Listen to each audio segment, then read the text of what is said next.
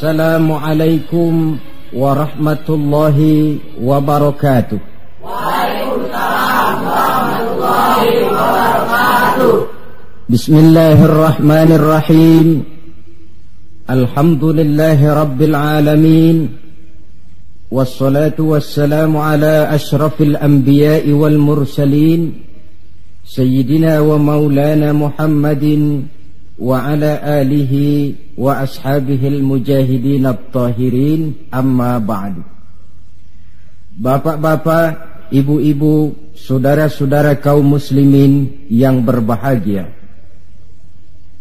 sudah bukan merupakan rahasia lagi bahwa kemajuan ilmu pengetahuan dan teknologi modern telah mengantarkan masyarakat manusia kepada menikmati satu bentuk kehidupan yang lebih mudah dan lebih dekat dengan apa yang mereka harapkan. Dengan kemajuan ilmu dan teknologi, dunia telah dirubah oleh manusia seolah-olah dari sebuah daerah yang kosong menjadi kota-kota yang penuh dengan gedung-gedung pencakar langit. Apa yang bagi manusia yang hidup di masa lampau hanya ada dalam idealisme mereka, sekarang ini sudah bukan merupakan rahasia lagi. Orang telah bertandang ke bulan, dan mungkin dalam beberapa tahun yang akan datang mereka akan mendarat pula di planet-planet lainnya.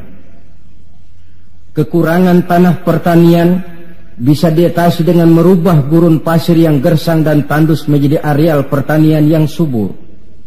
Hujan lokal dapat dibuat, kekurangan air bisa diatasi dengan penyulingan air laut melalui proses kimiawi. Penyakit-penyakit akan berkurang dan hidup makin dekat kepada apa yang diharapkan. Pertanyaan yang paling mendasar ialah, sudah sampaikah manusia kepada kebahagiaan? Adalah benar, dengan kemajuan ilmu dan teknologinya, manusia mencoba menyingkap tabir rahasia alam ini.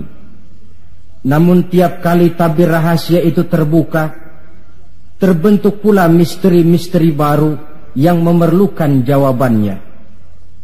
Di pihak lain, kemajuan yang diperoleh itu telah melahirkan satu bentuk kehidupan di mana manusia mempunyai satu mitos bahwa seluruh persoalan kehidupan bisa dipecahkan dengan otak manusia. Maka aspek-aspek ketuhanan, mistik dan kerohanian mulai ditinggalkan oleh manusia.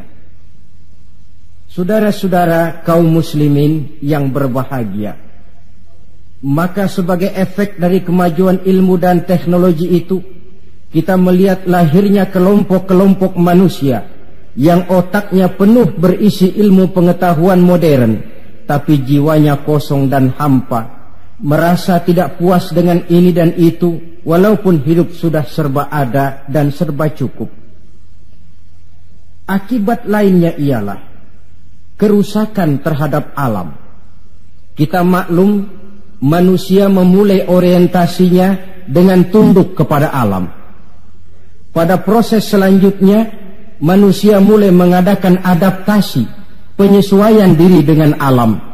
Dan selanjutnya manusia mulai mengadakan eksplorasi, penundukan kepada alam, memanfaatkan alam untuk menunjang kebahagiaan yang mereka dambakan. Akibatnya, penggunaan sumber daya alam yang melampaui batas sering merusak alam itu sendiri. Kita ambil satu contoh misalnya.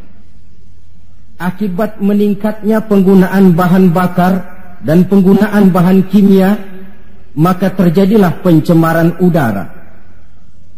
Yang ini akan menyebabkan terjadinya hujan asam, yang menyebabkan matinya plankton dan organisme akuitis air. Di sisi lain kita melihat akibat percobaan-percobaan nuklir misalnya, yaitu rusaknya lapisan ozon di atmosfer yang akan menghilangkan perlindungan makhluk hidup terhadap sinar ultraviolet dari matahari, yang pada gilirannya ini akan menaikkan frekuensi daripada penyakit kanker. Ketidakseimbangan alam sering timbul sebagai dampak dari penggunaan sumber daya alam yang berlebihan. Akibatnya akan kembali kepada manusia itu sendiri. Alam memang tidak selalu ramah, memberikan begitu saja apa yang dibutuhkan oleh manusia. Tetapi alam juga bisa kejam kalau sumber daya yang dimilikinya dikuras secara berlebihan tanpa memperhatikan keseimbangan yang ada di dalamnya.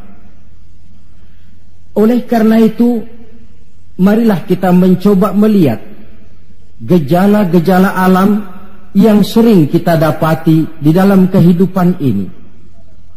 Alam merupakan ayat Allah, ayat yang tercipta oleh Allah.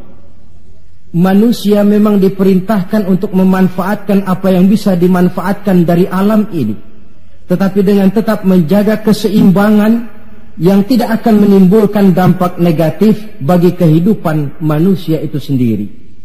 Gejala alam sering tidak bisa dianalisa, tidak bisa dideteksi oleh kemajuan teknologi yang serba canggih ini. Bulan-bulan terakhir ini, gejala-gejala alam ini sering menimbulkan hal-hal yang lazimnya kita namakan dengan musibah. Gempa bumi di Tarutung yang belum selesai itu diatasi, menyusul dengan tanah longsor di Padang Panjang. Belum selesai tanah longsor diatasi orang, Bengkulu dihantam banjir, puluhan jiwa hanyut tanpa nyawa. Belum lagi bencana alam ini selesai, kebakaran pun timbul di mana-mana.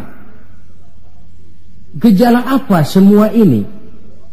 Ilmuwan mungkin akan menjawab, oh, kalau terjadi gempa bumi itu gejala alamiah, biasa proses pergeseran kulit bumi. Kalau ada tanah longsor, oh, itu karena memang karakter tanahnya yang labil. Salah manusia kenapa tinggal di situ.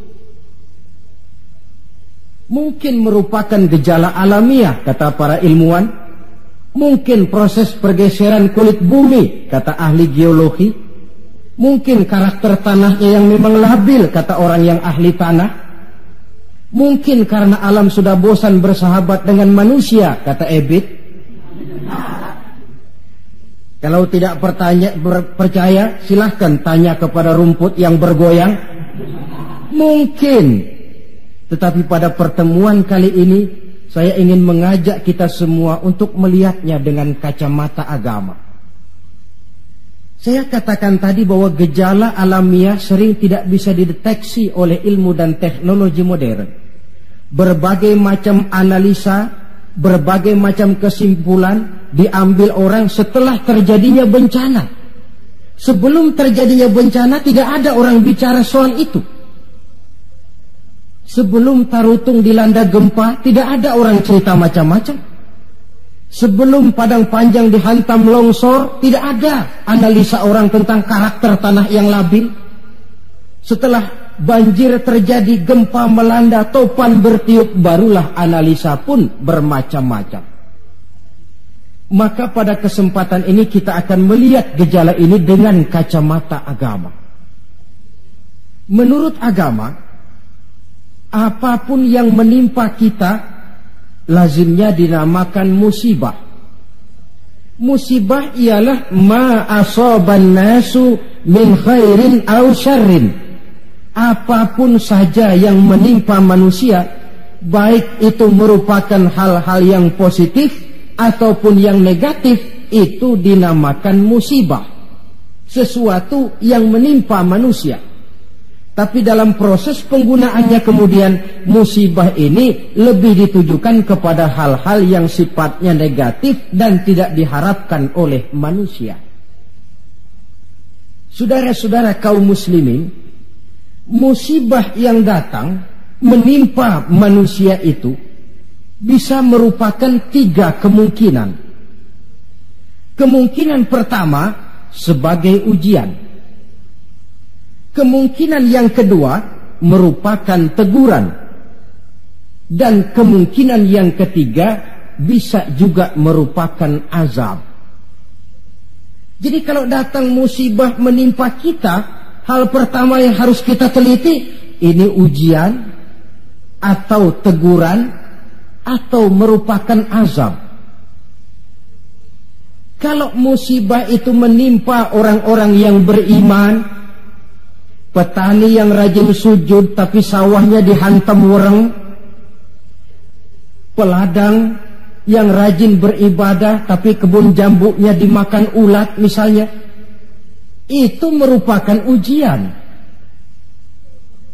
Sebaliknya, seorang mukmin yang gemar melakukan dosa lalu mendapat musibah, itu merupakan teguran agar dia kembali ke jalan yang benar. Sedangkan kalau orang kafir yang mendapat musibah, itu merupakan azab pada kehidupan di dunia ini. Syukurlah kalau musibah yang menimpa kita merupakan ujian.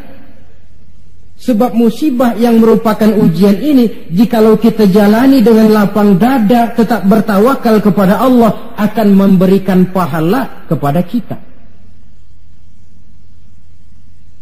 Apa saja musibah yang merupakan ujian itu? Dalam surah Al-Baqarah ayat 155, Allah Subhanahu wa ta'ala menjelaskan, A'udzu billahi minasyaitonir rajim. وَلَنَبْلُوَنَّكُمْ بِشَيْءٍ مِّنَ الْخَوْفِ وَالْجُوعِ وَنَقْصٍ مِّنَ الْأَمْوَالِ وَالْأَنفُسِ وَالثَّمَرَاتِ. Dan pasti, kata Allah, adalah mutaukid di sini, dan pasti kami akan menguji kamu. Dengan apa? Bisyai'im minal khauf, dengan sebagian kecil dari rasa takut. Rasa takut yang tidak beralasan itu merupakan musibah. Musibah yang ujian buat orang-orang yang beriman. Kadang dalam hidup ini kita dihinggapi rasa takut.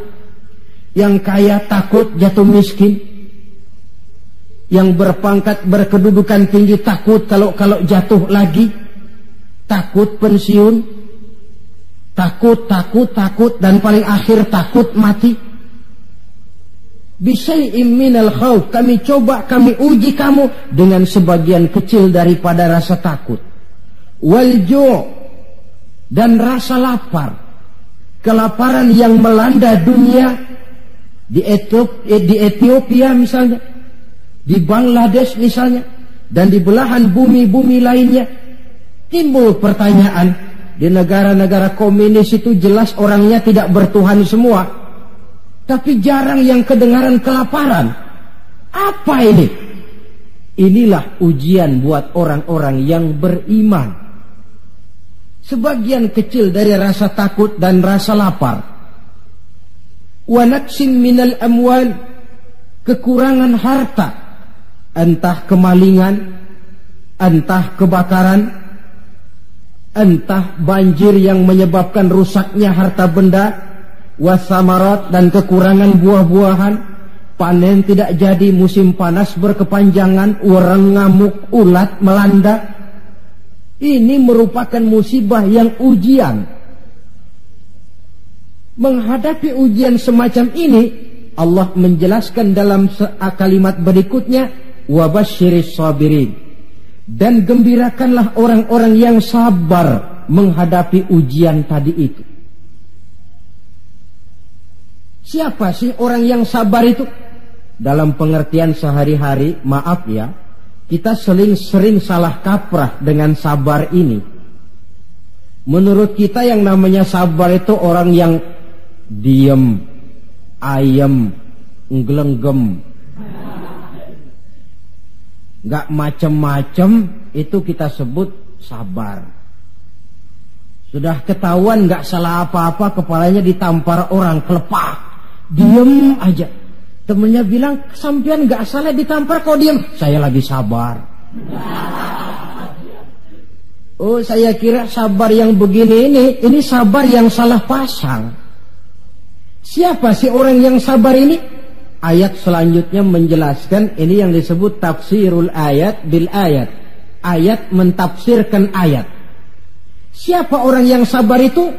Alladzina iza asabathum musibah qalu inna lillahi wa inna ilaihi raji'un. Orang yang sabar ialah orang yang kalau mereka kena musibah, mendapat kesulitan, kesukaran, mereka sadar kembali kepada prinsip inna lillahi wa inna ilaihi raji'un. Sesungguhnya kami berasal dari Allah dan sesungguhnya kami akan kembali kepada Allah. Bukan ucapannya, tapi penghayatannya yang terpenting dalam kehidupan. Kalau ini yang jadi basis kehidupan, rasa takut tidak perlu ada dalam hidup ini. Walaupun kekurangan harta, kekurangan buah-buahan, kena musibah lapar, tidak perlu ada rasa takut. Kenapa? Kita sadar segalanya datang dari Allah, akan kembali menghadap Allah. Kalau kita punya jabatan tinggi, tidak takut diberhentikan, tidak takut pensiun. Kenapa? Sadar.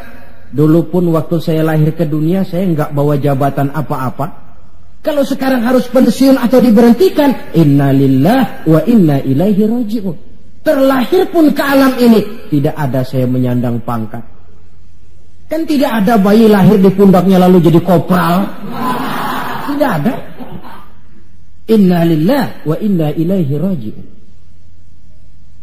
Kalau satu saat dia kehilangan harta yang dicintainya, dia sadar lalu kembali. Dulu pun ketika lahir ke alam ini, tidak ada harta yang saya bawa, telanjang saya lahir ke alam ini. Ini namanya filsafat kehidupan yang paling mendasar. Segalanya datang dari Allah, segalanya akan kembali kepada Allah. Tanpa kesadaran ke arah itu, boleh jadi perasaan takut akan merajai hati kita. Si kaya takut miskin, si pangkat takut jatuh rendah ke bawah, dan selanjutnya dan selanjutnya.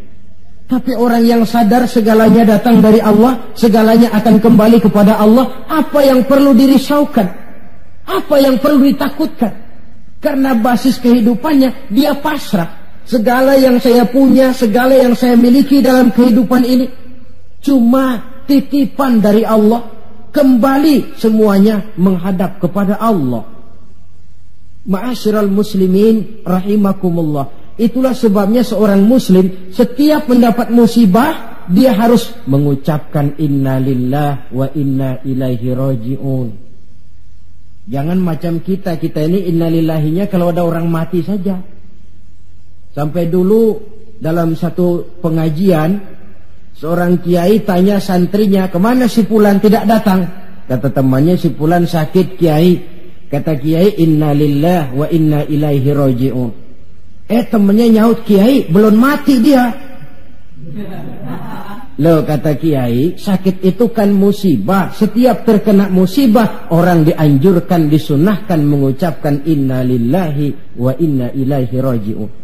Jadi bukan cuma ucapan bibir yang tidak berakar ke hati, tetapi ucapan bibir yang berakar ke hati lalu diterjemahkan dalam kehidupan. Segalanya datang dari Allah, segalanya pun akan kembali kepada Allah. Marilah kita lihat dalam kehidupan akibat tidak sadarnya orang kepada inna lillahi. Gejalanya dalam kehidupan modern ini kan bisa kita lihat. Berapa banyak orang-orang yang tadinya sudah adil, berjuang hendak menegakkan keadilan, tapi di tengah jalan dia bisa berbalik menjadi orang yang justru menginjak-injak keadilan. Berapa banyak orang-orang yang tadinya sudah benar, ingin memperjuangkan kebenaran, di tengah jalan berbalik menjadi orang yang hanya mau benar sendirian, walaupun tidak benar bagi orang lain. Dan berapa banyak orang-orang yang tadinya sudah rela mengorbankan kepentingan pribadi demi kepentingan orang banyak, tapi di tengah jalan dia berbalik menjadi orang yang tidak segan-segan mengorbankan kepentingan orang banyak demi kepentingan pribadi, keluarga, dan golongannya saja. Tepat benar sindiran Allah dalam satu ayat, wa iza massal insana ad-durru da'ana li jambihi aw qa'idan aw qa'ibah. Apabila manusia sedang ditimpa oleh kesulitan, Mereka berdoa kepada kami, mohon agar kesulitannya diangkat oleh Allah. Doa itu diucapkannya dalam keadaan berdiri, pada waktu berbaring, dalam segala posisi, mohon kepada Allah. Falamma kasyafna anhu durrahu, tapi manakala kesulitan yang menimpa mereka sudah kami angkat, kami hilangkan, marra ka'allam yad'una ila durrin massahu, mereka berjalan dengan sombongnya, seolah-olah belum pernah minta tolong kepada kami sebelumnya. Ini gejala manusia sekarang. Kalau kepepet, ya Allah. Dihantam banjir, Allah. Ada kebakaran, Allah. Kena bumi gempa, Allah. Dalam keadaan normal, Allah pun dicampakkan dalam kehidupannya. Na'udzubillah, tsumma na'udzubillah. Saudara-saudara kaum muslimin yang berbahagia, di zaman Rasulullah sallallahu alaihi wasallam ada seorang sahabat bernama Sa'labah bin Hatib Al-Ansari. Dia orang miskin, tetapi kemiskinannya tidak menghalangi ibadahnya kepada Allah. Salat jamaah tidak pernah ditinggal. Di mana ada Rasul, di situ ada Sa'labah. Cuma Sa'labah ini model. Tiap selesai sholat langsung pulang. Tidak wirid, tidak zikir, tidak doa. Jadi kalau sahabat yang lain selesai sholat Allahumma antas salam, ini Sa'labah malah Allahumma lantas jalan. Tiap selesai sholat. Sampai satu hari baginda Rasul bertanya, Sa'labah, labaik ya Rasulullah, kau ini macam orang munafik saja. Apa tidak penting wirid, zikir dan doa? Apa tidak betah kau di masjid? Sebab orang mukmin di masjid seperti ikan di air. Orang munafik di masjid seperti burung dalam sangkar. Ada enggak burung yang betah di kurungan? Enggak ada, keleperan mau keluar saja. Itu orang munafik di masjid. Panas enggak kerasan. Orang mukmin di masjid seperti ikan dalam air. Apa ada ikan yang enggak betah di air? Ada. Ikan mau mati. Ya kalau ikan sudah enggak betah di air kan ikan mau mati namanya. Kalau orang mukmin sudah enggak kerasan di masjid, jiwanya sudah mau mati itu. Kau ini macam orang munafik saja Sa'labah. Maafkan saya ya Rasulullah. Kenapa? Saya bukan tidak betah di masjid. Lalu bukan pula menganggap doa, wirid dan zikir itu tidak penting. Lalu apa pasalnya? Saya ini orang miskin ya Rasulullah. Saya punya kain satu-satunya, berdua sama istri saya. Jadi waktu saya sholat di maghrib di masjid, istri saya di rumah nungguin giliran kain. Maka saya cepat-cepat pulang, aplusan kain.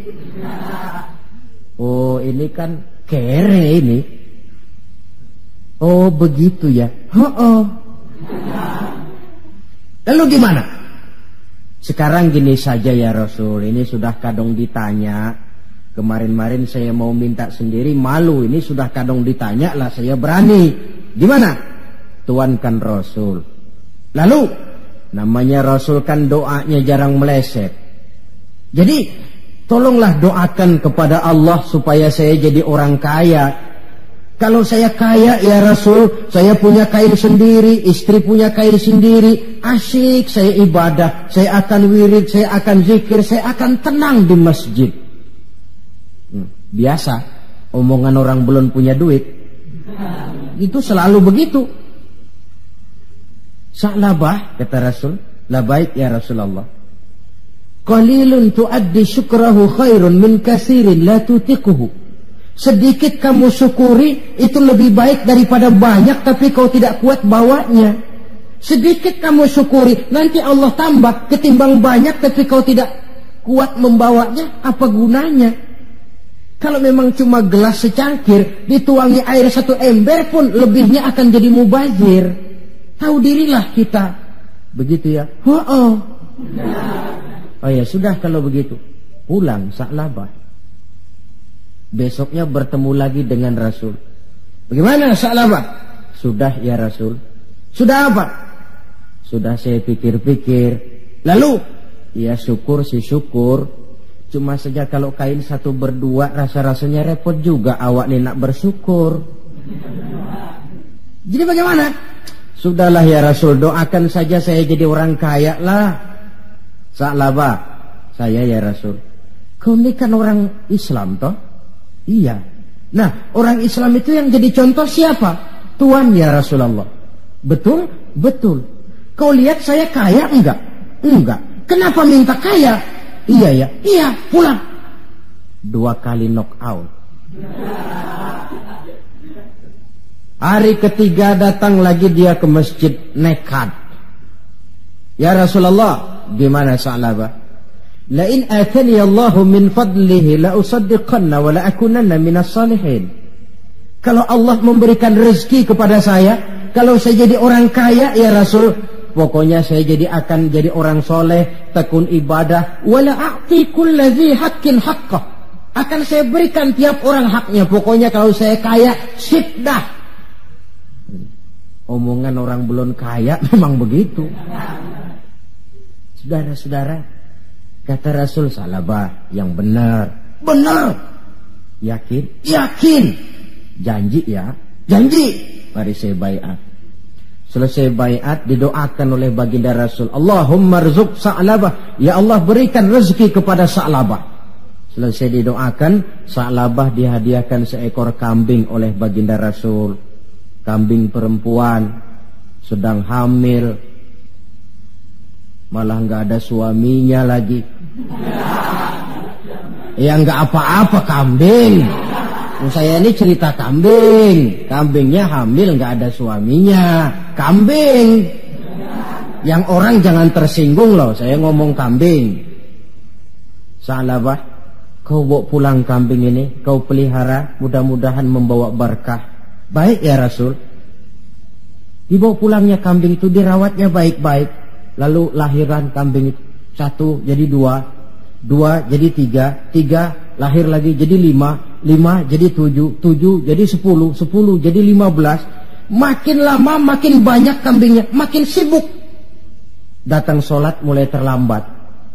Kalau tadinya belum azan sudah datang ke masjid, sekarang sudah qomat baru nongol. Lambat laun sholat 5 waktu tidak kelihatan di masjid, kelihatan cuma Jumat saja. Itu pun kalau khatib sudah naik mimbar dia baru datang. Rasul bertanya, kemana Sa'labah? Sibuk ya Rasul, kambingnya makin banyak sekarang, ngembalanya keluar kota. Ya wailah Sa'labah. Aduh, kasihan Sa'labah. Aduh, celaka Sa'labah. Sampai Jumat pun tidak kelihatan di masjid.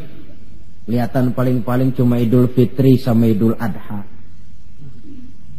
Sholat tahunan. Nah, kemudian sampai waktunya di mana umat Islam diwajibkan membayar zakat. Rasul mengutus utusan, datangi Sa'labah, minta zakatnya. Ketika didatangi ini, Sa'labah berkata, ma hadhihi illal jizyah. Ini jizyah. Saya tidak wajib zakat. 2 kali sampai 3 kali dia tidak mau bayar zakatnya. Kata Rasul, cukup, jangan didatangi lagi. Kemudian turunlah ayat, wa minhum man ahadallaha la in atani Allahu min fadlihi la usaddiqanna wa la akunanna minas salihin. Di antara mereka ada yang berjanji kepada Allah, kalau diberikan rezeki akan bersedekah dan akan jadi orang baik-baik. Tapi setelah diberikan rezeki mereka berpaling dan lupa dengan janjinya. Ayat ini disampaikan orang kepada Sa'labah. Sa'labah baru saja turun ayat bunyinya begini-begini. Rasanya ayat ini nyindir sampean ini.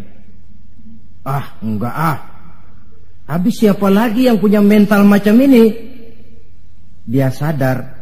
Cepat-cepat dia datang menghadap baginda Nabi, hendak bayar zakat. Kata Rasul, cukup Sa'labah. 3 kali utusanku datang, kau tidak mau bayar, sekarang bawa pulang lagi. Sampai Rasul wafat. Akhirnya Sa'labah mengalami kebangkrutan di zaman Sayyidina Utsman bin Affan. Tengoklah riwayat Sa'labah ini. Ketika diuji dengan kemiskinan, dia lulus, rajin ibadah, dekat dengan Rasul. Tapi ketika diuji dengan kekayaan, dia lupa diri dan jatuh menjadi orang yang bakhil. Saudara-saudara, itulah sebabnya kita berharap mudah-mudahan bencana yang menimpa bangsa kita akhir-akhir ini, entah itu merupakan gempa di Tarutung, tanah longsor di Padang Panjang, banjir di Bengkulu, kebakaran di Pasar Mercu Buana, Medan, kebakaran di Pasar Anyar Bogor, kita berharap itu merupakan ujian saja. Ujian yang harus kita terima dengan sikap mental inna lillah wa inna ilaihi raji'un. Segalanya datang dari Allah, kembali kepada Allah. Lalu apa manusia ini? La haula wa la quwata illa billahil aliyyil azim. Nah, ini musibah pertama. Musibah merupakan ujian. Yang kedua, ada musibah itu yang merupakan teguran dari Allah. Bukan ujian, tapi teguran. Wong namanya ditegur, tentu karena orang lalai, lupa diri, lengah, sehingga perlu ditegur. Dalam surah Ar-Rum ayat 41, Allah menjelaskan, Zaharul fasadu fil barri wal bahri bima kasabat aydin nas. Telah bertebaran kerusakan di daratan dan di lautan dari sebab ulah tangan-tangan manusia. Liyuziqahum ba'dallazi 'amilu la'allahum yarji'un. Agar Allah memberikan kepada mereka sebagian daripada balasan akibat ulah tangan mereka sendiri. Mudah-mudahan dengan balasan dan teguran-teguran ini mereka kembali sadar, ingat diri dan bertaubat kepada Allah Subhanahu wa ta'ala. Telah bertebaran kerusakan di daratan dan di lautan dari sebab ulah tingkah pola tangan manusia. Di awal tadi sudah saya coba jelaskan sepintas. Kemajuan ilmu dan teknologi modern ternyata tidak selamanya punya dampak positif. Juga dia punya dampak negatif yang berakibat kepada kehidupan manusia sendiri. Satu contoh misalnya, sekarang ini kan orang mulai membuat apa yang disebut dengan rumah kaca. Kalau saudara berjalan melihat bangunan-bangunan tinggi, kan sudah ada yang seolah-olah semuanya ditutup dengan kaca. Memang di lain pihak akan mengurangi penggunaan sumber daya alam yang baku, tapi di lain pihak rumah kaca ini akan menaikkan suhu udara. Akibatnya permukaan air laut akan naik karena mengembangnya air laut, dan jangka panjangnya melelehnya es di kutub. Akibatnya kota-kota yang berada di pantai-pantai yang rendah banyak mengalami erosi dan pencemaran air. Misalnya Jakarta, Bangkok, New York. Tahu New York? Pernah ke New York? Ke New York belum pernah? Sama.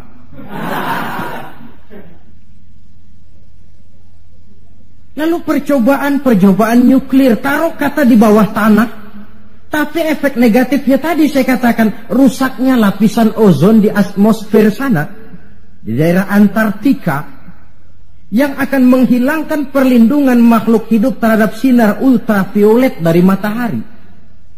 Akibatnya frekuensi penyakit kanker makin meningkat. Keperluan akan bahan bakar menyebabkan manusia menebangi hutan semrawut. Erosi timbul, banjir melanda. Di lain pihak gurun Sahara makin meluas. Sedangkan dunia, bumi yang kita tinggali ini bukan satu wujud yang tanpa batas. Bertebaran kerusakan di daratan dan di lautan akibat ulah tangan-tangan manusia sendiri. Kemajuan ilmu dan teknologi modern yang mengabaikan proses keseimbangan alam.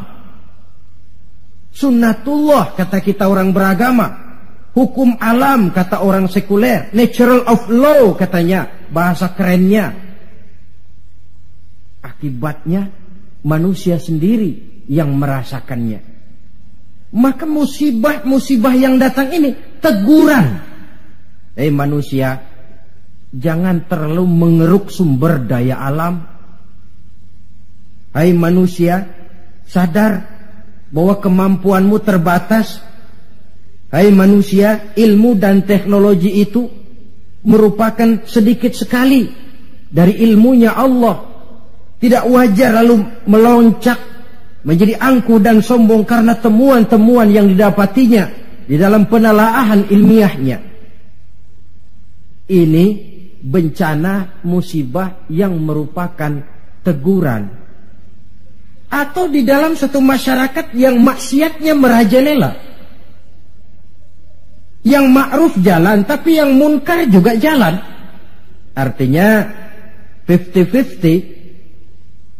Majelis taklim ramai, majelis judi pun makmur. Pondok pesantren hidup, tapi juga tempat-tempat maksiat berjalan. Keseimbangan ini memerlukan teguran. Dan teguran itu sesungguhnya tidak hanya dalam bentuk bencana alam, tapi juga secara pribadi yang ada dalam diri kita.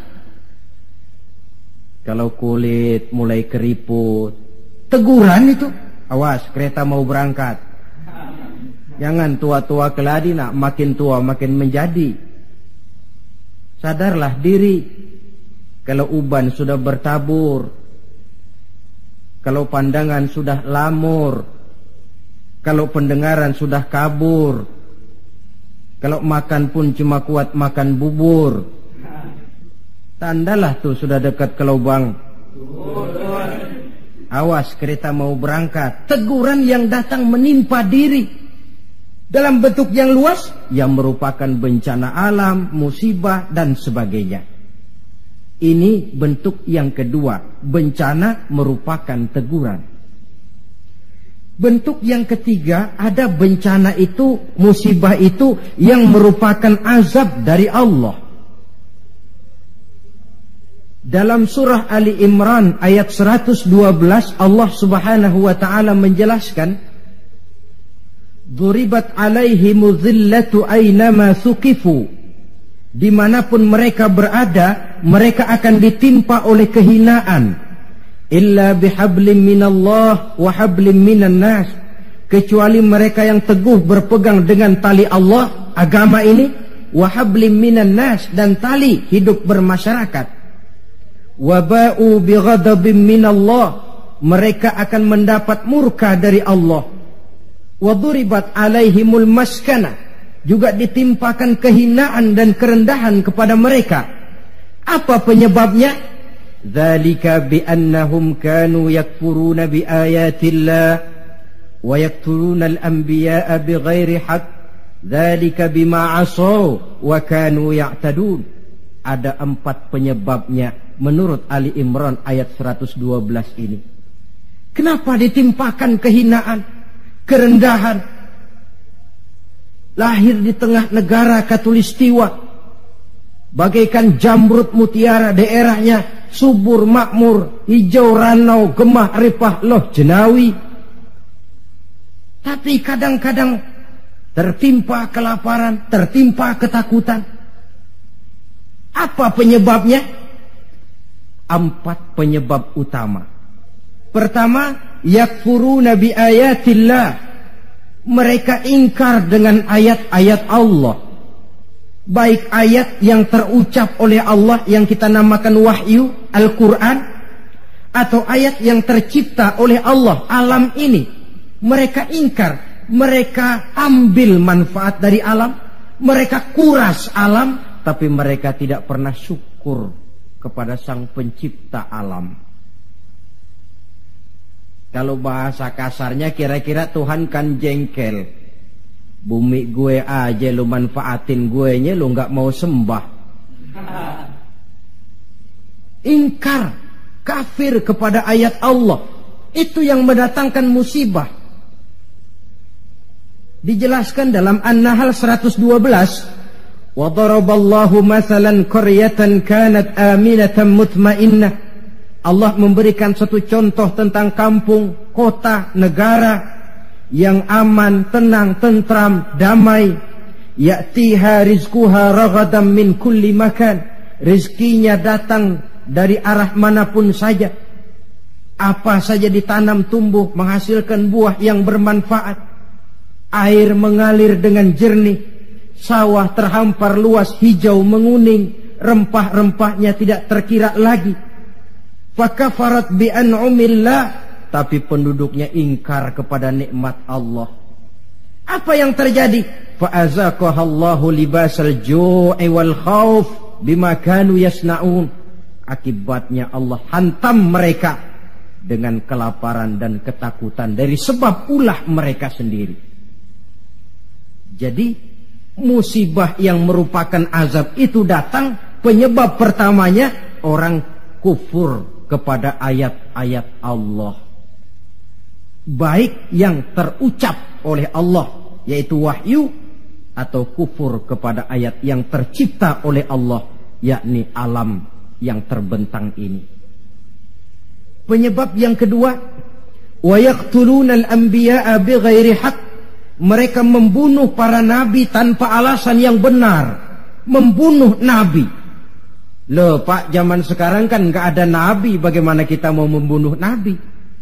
Memang zaman kita tidak membunuh nabi secara fisik karena nabinya tidak ada, tapi menginjak-injak ajarannya, meletakkan ajarannya di bawah rasio. Itu kan sudah membunuh nabi. Buat apa kita agungkan namanya kalau kita injak ajarannya? Buat apa kita sebut dan kita sanjung dia kalau kita belakangi perintahnya? Membelakangi para nabi. Itu sudah pembunuhan kepada para nabi, pembunuhan gaya modern zaman kita sekarang ini. Oh, Muhammad itu manusia biasa. Sebagai manusia kan dia bisa salah. Karena itu yang mutlak cuma Quran. Hadis, sunnah itu bikinan Nabi saja, itu kan sejarah. Jadi sumber agama cuma Quran. Muncullah orang-orang yang ingkar sunnah. Itu kan juga membunuh Nabi. Wa yaqtulunal anbiya'a bighairi haqq. Sebab yang kedua. Adapun sebab yang ketiga, dzalika bima asaw, perbuatan maksiat yang merajalela, dikerjakan terang-terangan. Agama memerintah amar ma'ruf nahi munkar kan, tapi yang dia kerjakan amar munkar nahi ma'ruf. Tebulak apa? Terbalik. Amar munkar nahi ma'ruf, yang munkar malah dianjurkan, yang ma'ruf yang baik-baik malah dicegah. Yang munkar dianjurkan, bahkan diberikan iming-iming akan mendapat hadiah sekian ratus juta, akan ini akan itu. Yang munkar diiming-iming, yang ma'ruf malah dihalang-halangi. Pengajian sulit, dakwah kadang-kadang mengalami posisi yang tidak diharapkan. Akibatnya ya prinsip yang terbalik, namanya amar munkar nahi ma'ruf. Yang munkar diperintah, yang ma'ruf malah dicegah. Akibatnya perbuatan munkar dikerjakan berterang-terangan. Malah belum lama ada orang yang mengusulkan supaya pemerintah membuka judi secara resmilah untuk menutup judi yang ngumpet-ngumpet ini. Kalau resmi nanti bisa dikontrol katanya. Inna lillahi wa inna ilaihi raji'un. Yang sudah diputuskan untuk dilarang, dianjurkan supaya dibuka lagi. Dibuka, ditutup saja, ditutup dan dilarang saja, yang ngumpet-ngumpet masih banyak. Apatah lagi kalau dibuka berterang-terangan.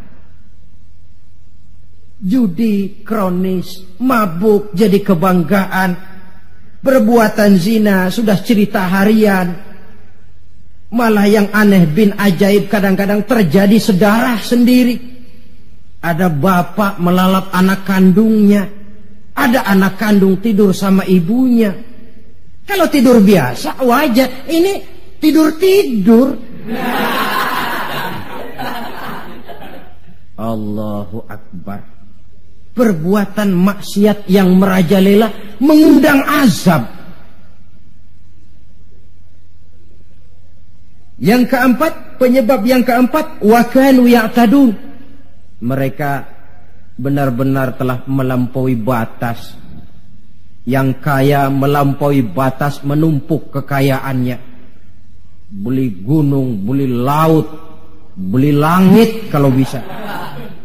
Ya'tadun, perbuatan yang melampaui batas. Nah, yang kita khawatir, kalau musibah yang menimpa ini merupakan azab, tinggal kita introspeksi dan mawas diri saja. Saya mendapat kesulitan, musibah ini kira-kira ujian, teguran, atau azab. Kalau musibah menimpa orang kafir, azab. Kalau dia menimpa orang baik-baik, ujian. Kalau dia menimpa orang baik yang berbuat dosa, teguran. Jadi jangan kita sholat saja tidak pernah, puasa tidak pernah, dapat musibah lalu bilang saya lagi diuji oleh Tuhan. Bukan diuji, itu lagi dikasih perskot. Panjer nih, perskot azab, kontannya di akhirat nanti. Saudara-saudara kaum muslimin yang berbahagia, sebagai uraian penutup, apa kunci menghadapi musibah-musibah ini? Dilihat dari segi agama. Saya kemukakan sebuah hadis qudsi yang diriwayatkan oleh Imam Baihaqi dari Anas. Saya kutip dari kitab Mukhtarul Ahadits An-Nabawiyah. Allah Subhanahu wa taala berfirman dalam hadis qudsi ini, "Inni la ahammu bi ahlil ardi azaban." Kadang-kadang kata Allah, aku ingin mengirimkan azab kepada penduduk bumi ini. Jadi kalau logika kita, kalau melihat tingkah pola manusia ini, aku gregetan kata Allah. Pengen aku tumpahkan saja azab kepada mereka, sudah biar habis semua. Inni la ahammu bi ahlil ardi azaban. Kadang aku ingin menghantam mereka dengan azab. Falamma nazartu ila ummari buyuti, tapi kalau aku melihat kata Allah, orang-orang yang memakmurkan rumahku. Siapa orang yang memakmurkan rumah Allah itu? Orang yang rajin memakmurkan masjid. Kalau aku lihat itu kata Allah, wal mutahabbina fi, dan orang yang saling cinta mencintai karena aku kata Allah. Wal mustaghfirina bil ashar, orang-orang yang melakukan istighfar mohon ampun kepada Allah baik pada waktu pagi maupun petang. Surifat saraftu azabi anhum, aku angkat azabku dari mereka. Jadi rupanya ini yang meredam murka Allah itu. Allah sih maunya numpahkan azab, tapi begitu Allah melihat orang yang tekun memakmurkan masjid, rajin sujud, menghidupkan dakwah di masjid, orang yang saling kasih mengasihi karena Allah, orang yang mohon ampun di waktu pagi dan petang, azab itu, keinginan menyampaikan azab, aku tarik kembali kata Allah. Jadi apa obat pertama? Makmurkan masjid. Jangan sebaliknya. Kalau orang sudah lebih penuh ke gedung bioskop daripada ke masjid, Kalau orang sudah lebih menyukai hidup berfoya-foya ketimbang membantu fakir miskin, yatim piatu dan orang-orang tidak mampu. Kalau koran sudah jadi bacaan wajib sementara Quran cuma sekedar hiasan rak di rumah, tidak ada lagi nanti yang dipandang-pandang Allah. Wal mutahabbina fi, orang yang cinta mencintai karena Allah. Wal mustaghfirina bil ashar, orang yang memohon ampun pada waktu siang dan malam, sore dan pagi. Ini yang meredam murka Allah. Jadi di antara yang harus kita lakukan di dalam memohon kepada Allah agar bencana musibah ini berkurang, apa jalannya? Salah satu di antaranya, pertama memakmurkan masjid. Yang kedua, kalau ngambil istilah yang lagi ngepop, memasyarakatkan istighfar dan mengistighfarkan masyarakat. Jangan cuma olahraga saja di masyarakat. Istighfar. Satu contoh pengalaman, beberapa waktu yang lalu kan Gunung Galunggung meletus toh. Meletus apa meletus? Meletus.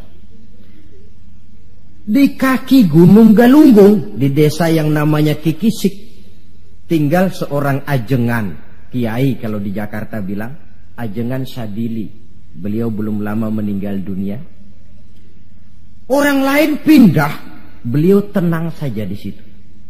Pesantren, masjid, komplek perumahan.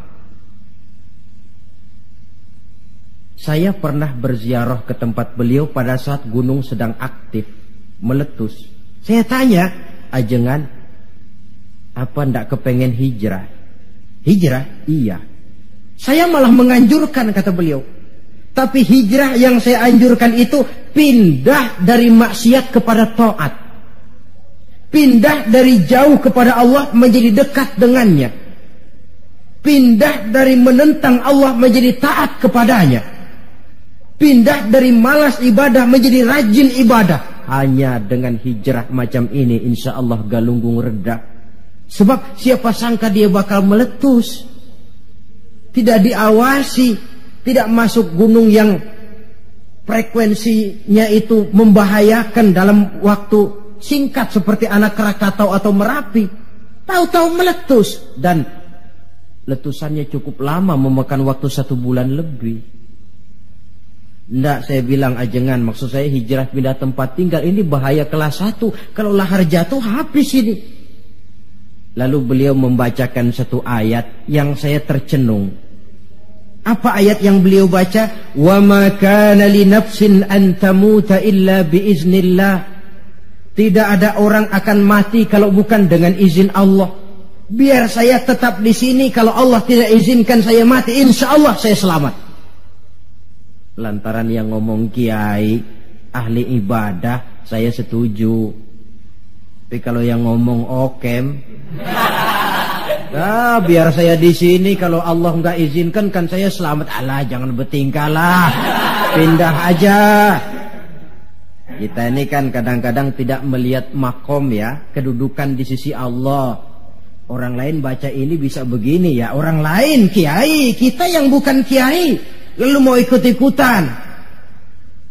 Nabi Ibrahim masuk ke api, lalu ada ayat, ya narukuni bardan wassalaman ala Ibrahim. Hei api dingin, kamu selamatkan Ibrahim. Nabi Ibrahim ya selamat, api dingin. Lalu kita masuk ke api baca ayat tadi, mateng.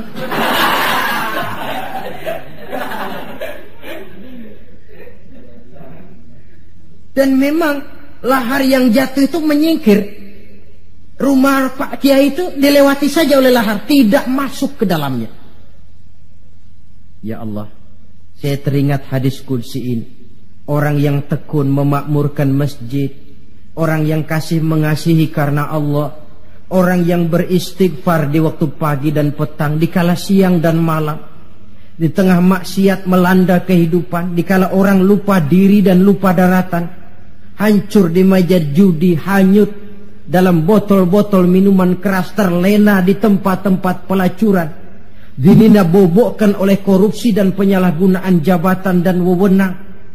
dan segala macam perbuatan-perbuatan yang melampaui batas. Mereka yang tekun memakmurkan masjid, kasih mengasihi karena Allah, melaksanakan istighfar, mereka ini yang meredam murka Allah. Disadari atau tidak, kita hutang jasa kepada mereka ini.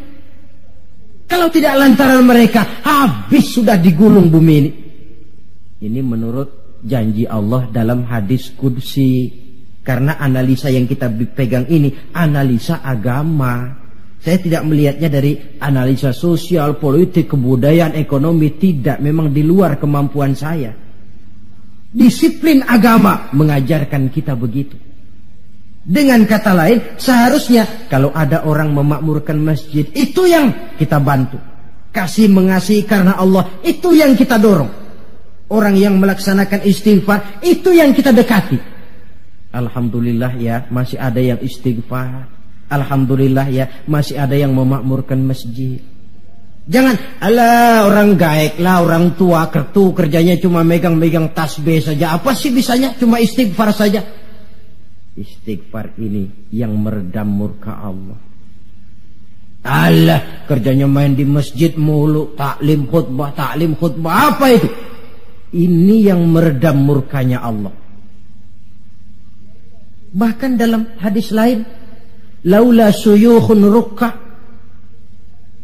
wa bahaimun rutta. Kalau tidak karena orang tua yang rajin sujud, kalau tidak karena binatang melata yang mencari makan, kalau tidak karena bayi yang menyusui, la sabba alaihim azaban sabba, akan aku timpakan azab kepada mereka sehebat-hebatnya. Bayi yang masih menyusui, yang masih bersih dari segala dosa, yang masih punya masa depan, orang-orang tua yang rajin sujud kepada Allah. Ini peredam murkanya Allah.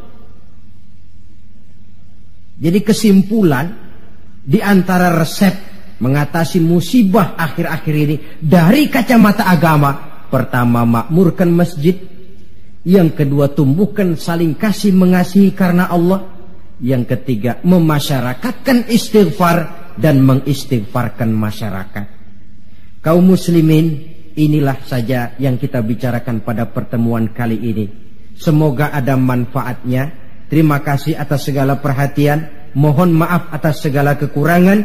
Usikum wa nafsi bitaqwallah. Wassalamualaikum warahmatullahi wabarakatuh.